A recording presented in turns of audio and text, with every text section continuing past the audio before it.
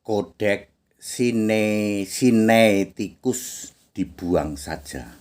Kodek Sinaiticus dibuang saja. Saya Pendeta Henry Tandianta, Master of Bibliology Study. Ini pengantar ya, pengantar dulu ya. Entah kenapa, ya mungkin mereka melihat ini HTD ini analisisnya Alkitabiah benar dan sesuai dengan kenyataan. Maka saya dikirimin Kodek Sinaiticus. Pak ATD kami itu bingung banget. Kodek Sinaiticus, kodek nomor sekian, tahun segini muncul, nanti kok tahun segini nggak muncul, ya salahmu sendiri. Kalau masalah ini disampaikan ke pendeta HTD, mas simpel. Ini tak kasih tahu, ya pengantar ya. Kodek Sinaiticus itu ada seorang petualang arkeolognya pasti Katolik ya. Arkeolog Katolik ini ya, seorang arkeolog berpetualang lalu menemukanlah yang namanya manuskrip di daerah Gunung Sinai. Makanya disebut Kodek Sinaiticus. Jumlahnya ada berapa juga simpang siur ya toh. Simpang siur. Di situ dia bingung, ini kok masuk di sini, ini kok tidak cocok sama ini, kok tidak cocok sama ini. Lalu saya ditanya, Pak Pendeta HTD, Kodek Sinaiticus itu apa? Buang saja. Loh kok? Itu adalah tulisan berceceran dari orang yang coba-coba akan menulis ulang kitab-kitab yang bolong-bolong di era Katolik dengan Konsili Mahasesat Nisea 325 Masehi. Di dalam Konsili Nisea itu kan banyak bolong-bolong. Makanya Allahnya ditetapkan jadi 3 segala itu ya. Oke. Kodek Sinaiticus buang saja. Apa itu Kodek Sinaiticus? Yaitu manual scripture atau manuskrip yang diklaim, sekali lagi ini cuman diklaim ditemukan oleh seseorang sekitar tahun 1800-an di daerah Sinai, maka disebut Kodek Sinaiticus. Salinan ulang yang berceceran. Kitab Perjanjian Lama sudah disusun ulang atau disalin ulang sekitar 18 kali. Maka Kodek Sinaiticus adalah salah satu bercecerannya salinan kitab yang tidak resmi. Ingat, tidak resmi. Karena sejak munculnya Konsili Mahasesat Nikea 325 Masehi itulah Alkitab mengalami masa kekelaman. Beberapa kitab coba disalin ulang ya, lalu beberapa yang lain tidak jelas. Nah, ini perhatikan.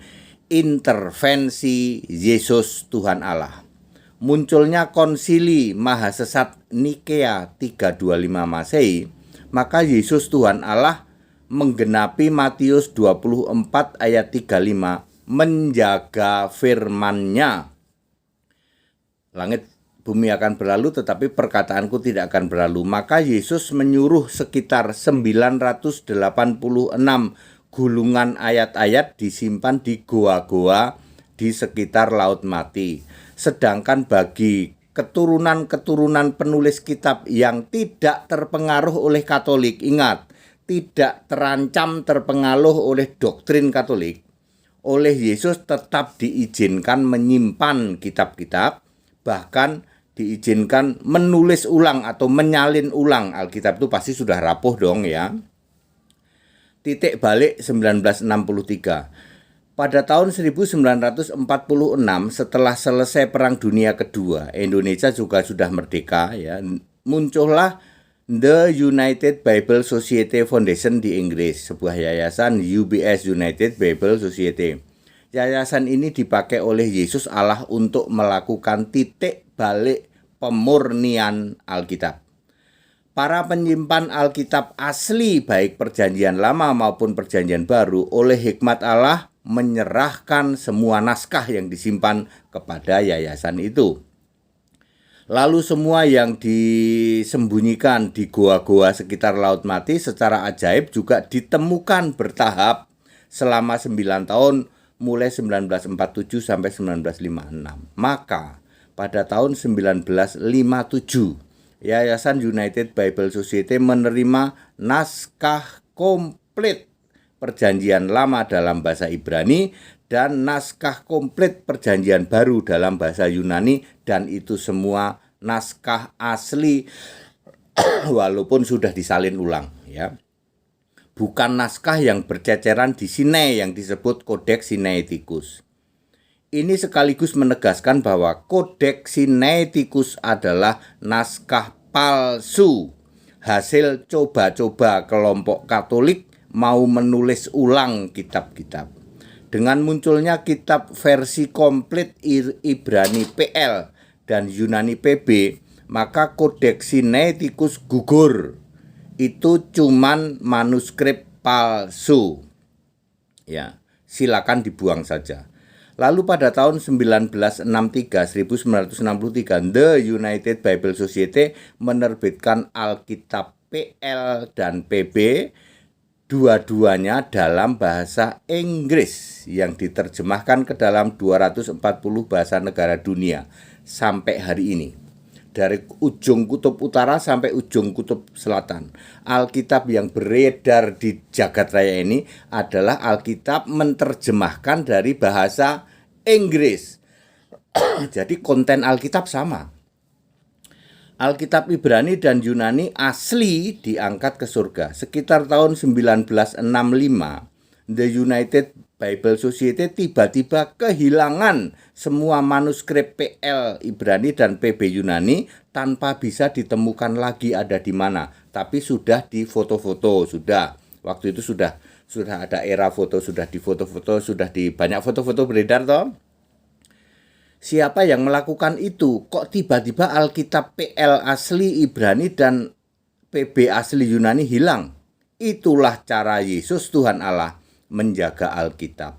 Sekarang kitab-kitab yang dikira hilang itu, yang asli itu, sekarang ada di surga di dalam tabut perjanjian Wahyu 11 ayat 19. Kesimpulan, Alkitab terbitan era Konsili Mahasesat Nikea tahun 325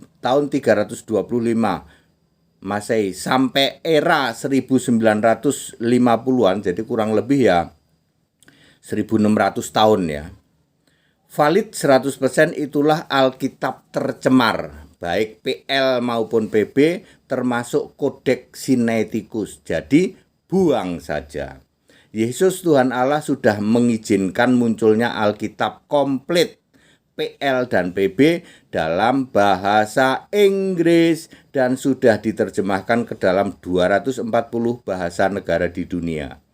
Era masa kekelaman penyelewengan Alkitab oleh Katolik sudah berakhir. Ayo kembali ke Alkitab PL dan PB dalam bahasa Inggris yang di negara plus 62 diterbitkan tahun 1970 sampai 1972 oleh LAI. Carilah yang Alkitab dua warna, ada ayat huruf merah dan ada ayat huruf hitam. Alkitab bahasa Inggrisnya boleh British Basic English, King James Version dan New English Translation, ya pakai itu saja. Jadi Kodeks Sinaiticus buang saja. Alkitab Ibrani tercemar, buang saja. Alkitab Yunani tercemar, buang saja. Itulah sisa-sisa kekuatan Katolik dan Protestan yang ingin menghalang-halangi kebenaran Alkitabiah. Allah itu satu, ingin dihalang-halangin ya cari aja pakai Kodeks Sinaiticus, pakai Alkitab Ibrani tercemar, Yunani tercemar. Allah itu esa, ya dikutik-kutik gitu. Enggak boleh esa, harus Tritunggal. Allah itu harus namanya Yesus, enggak boleh. Allah harus namanya Bapa katanya. Lu kan Bapa nanti enggak bertekuk, biarin katanya. Enggak penting. Yang penting kita kusuk, ya nyembah. Apa yang disembah? Ya, seperti itu Bapak Ibu Saudara ya. 2023 adalah kebingungan, masa kebingungan Katolik dan Protestan. Ini HTD memberitakan kebenaran, terus Anda sekarang nggak bisa bantah. Aduh Pak HTD, selama ini saya mempelajari Kodeks Sinaiticus, pusing Pak. Ini Matius ini sebenarnya ada berapa ayat? Lah itu Alkitab berceceran yang diklaim oleh kelompok para petualang arkeolog Katolik. Mereka mencoba untuk menulis ulang Alkitab. Ya, karena Alkitab yang asli disembunyiin toh. Yesus mau dilawan. Yesus yang sebagai penjaga Alkitab mau dilawan, ya kagak bisa. Maka yang kalian temukan yang berceceran itu pusing toh. Kodeks Sinaiticus paling pusing Pak kami Pak. Kodeknya ada kodek kok di barang bikin pusing. Kenapa dipelihara? Ya.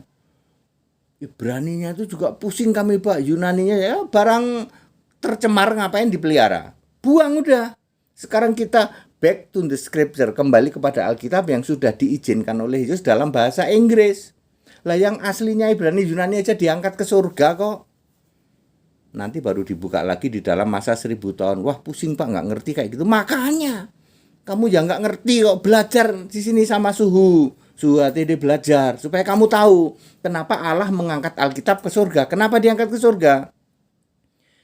Ya nanti ada tayangannya lagi deh. Kenapa Yesus mengangkat Alkitab ke surga?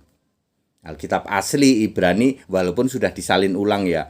Tidak mungkin Alkitabnya Perjanjian Lama tulisannya Musa usianya 1500 tambah lagi 1900 3500 tahun kok tidak rusak, tidak mungkin.